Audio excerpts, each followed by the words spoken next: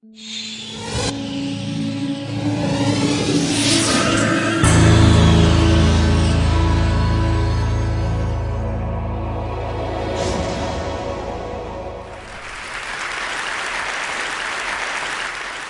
name is Joshua Walters. I'm a performer.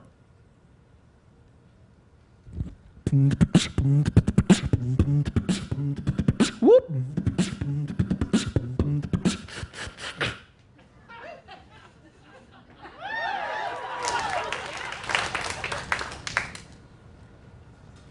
But as far as being a performer, I'm also diagnosed bipolar.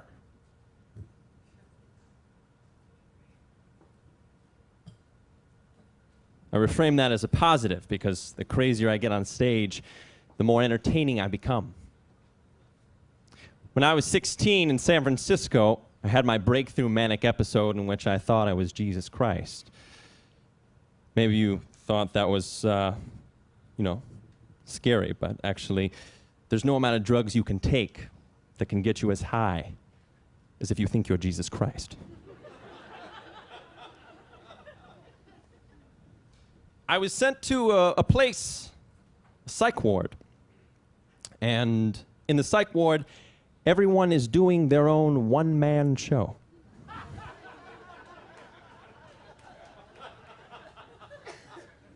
There's no audience like this to justify their rehearsal time.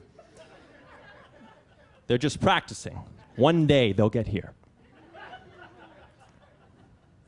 Now, when I got out, I was diagnosed, and I was given medications by a psychiatrist. Okay, Josh, why don't we give you some Zyprexa, okay? At least that's what it says on my pen.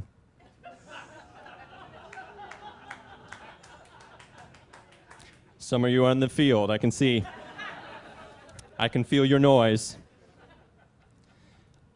The first half of high school was the struggle of the manic episode, and the second half was the over-medications of these drugs, where I was sleeping through high school. The second half was just one big nap, pretty much, in class. And when I got out, I had a choice.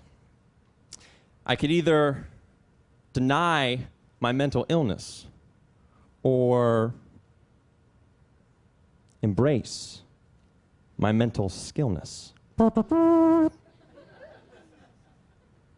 There's a movement going on right now to reframe mental illness as a positive, at least the hypomanic edge part of it. Now, if you don't know what hypomania is, it's like an engine that's out of control, maybe a Ferrari engine with no brakes.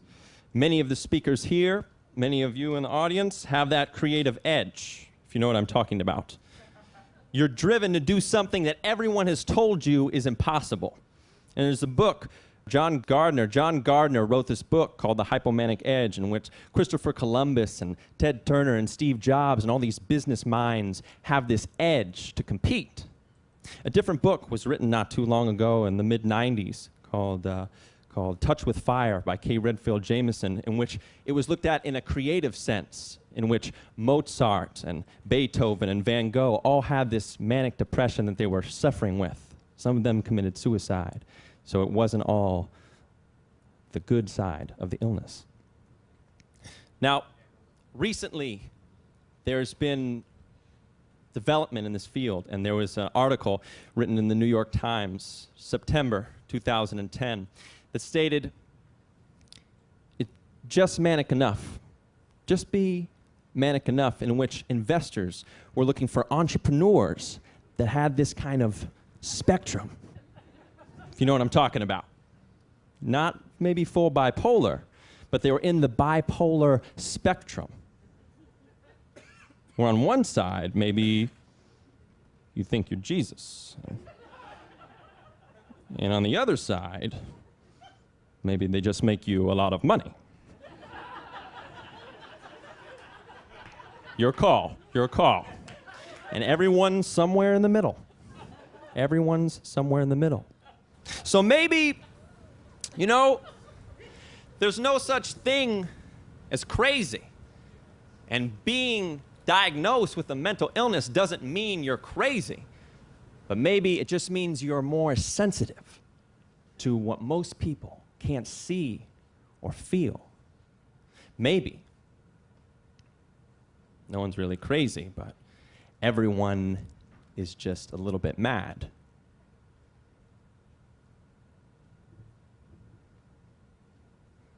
How much depends on where you fall on the spectrum.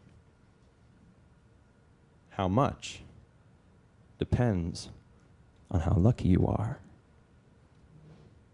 Thank you.